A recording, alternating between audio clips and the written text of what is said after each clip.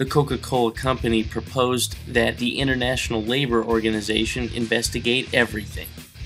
During the proposed investigation, Ed Potter worked for Coca-Cola as their Director of Global Labor Relations. He was also the employer spokesperson on the ILO committee. The ILO's investigation was therefore not independent, because Potter was affiliated with Coca-Cola and the ILO at the same time. Coca-Cola proposed to merely investigate themselves. It gets worse. According to the Sydney Morning Herald, Coca-Cola then went back on their promise by simply preventing the ILO from even investigating.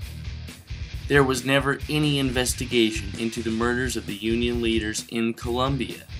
To make matters worse, there was no investigation into human rights abuses in India or Turkey for that matter either. I emailed President Dennison, writing about what I had found through my research. He simply defended Coca-Cola and replied with some information he got from Coke's own website. The website's even filled with misinformation regarding human rights abuse in their factories. They still claim that the ILO is independently investigating its human rights abuses. But as I showed you earlier, the ILO is not independent of the company, and its investigation was never completed. Just try it out for yourself. Go on the internet and type in killercoke.com. You'll be redirected instead to Coke's own website, cokefacts.org.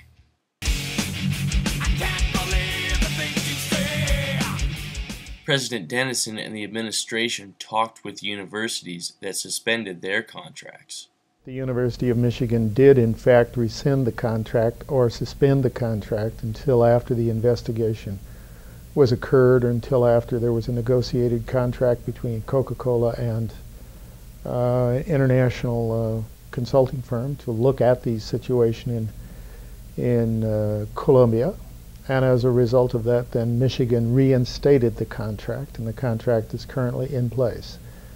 What the University of Michigan has in place, however, is a vendor code of conduct, so that there is a process by which any allegations about the inappropriateness of a contract can be reviewed, and then that could be suspended in the event that the allegations are found to be correct. That seemed to me to be a good process, and that's the one that we have in place now with a vendor code of conduct. The only reason the University of Michigan reinstated the contract was because Coca-Cola promised them the ILO was investigating. Since the company lied to the university, and the investigation wasn't independent, the college's code of conduct requires the contract void. Therefore, the University of Montana's contract with Coke is also void. The Coca-Cola Company does not belong on any ethical college campus, considering the proven allegations listed on killercoke.org. There are many alternatives to Coca-Cola, and the University of Montana wouldn't be the first to can their Coke contract and go over to Pepsi. Rutgers did it. Here are some of the Coca-Cola Company's products that you might not know about.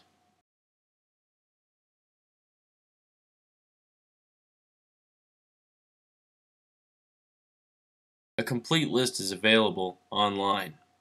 Just pause the film and take a few moments to write the link down. Although the website says so, Dr. Pepper and Cadbury Schweppes are not products of the Coca-Cola Company. Students and faculty of universities worldwide need to keep pressuring and end their school's Coca-Cola contracts. Boycott Coca-Cola and demand there be independent investigations into union members' murders and environmental degradation.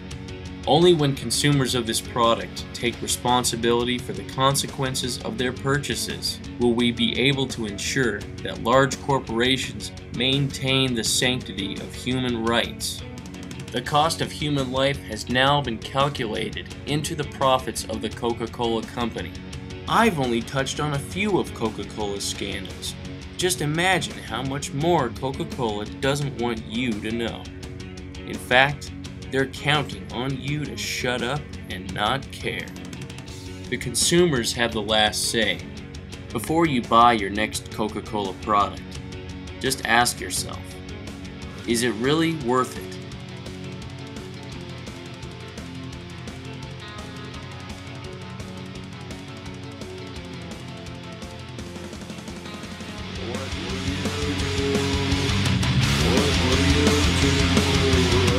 What will you do?